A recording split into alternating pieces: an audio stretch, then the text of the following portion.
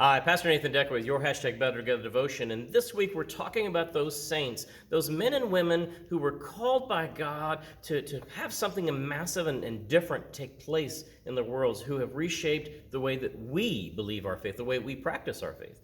And one of those is a guy by the name of Jonathan Edwards. Jonathan Edwards was the grandson of just normal, ordinary people who had come to the American shores, and he had become like fathers before him, a pastor. And he was kind of a guy who, well, by modern standards, no one would really get into his preaching that much. He tended to read from a manuscript and focus on the manuscript, and every now and then look up from his notes at the congregation.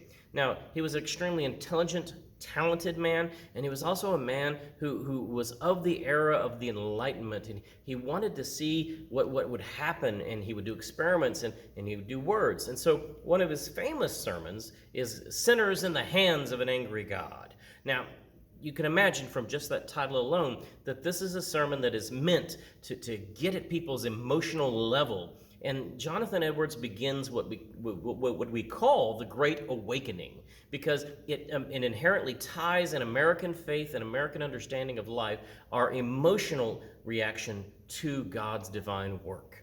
And so, Sinners in the Hands of an Angry God imagines that God is holding us by just a spider's thread above the fires of hell, and that he's angry with us. And Jonathan Edwards preached with such passion.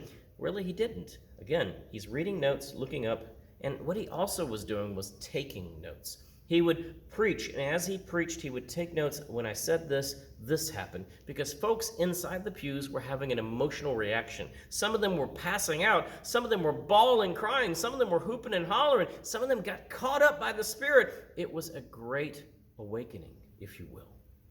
Now, one of the things that this begins on a path for us in the American experience of Christianity is, again, this tying of our emotions within our faith, and almost this expectation that if we truly are going to experience God, we somehow must have this breakdown, humbled moment where we weep or we cry or we come down to the altar down that sawdust trail and give your life to Jesus. Those kind of things. And for over 2 centuries, from Jonathan Edwards all the way through Billy Graham's life and even beyond, this became the normal understanding of what faith was supposed to be like. It changed us. It challenged us. Now that you know this, you get to ask this question: is this the best way of doing faith? Is this the best way of expressing faith? Is this the way that God calls us?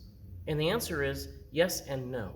Every one of us is called to express and experience faith in a dramatically different or ordinary way.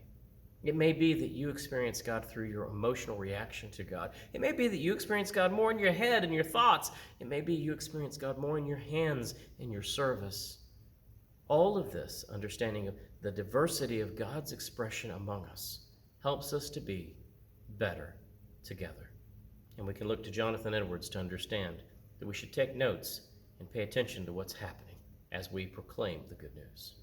Amen. Amen. God's not angry.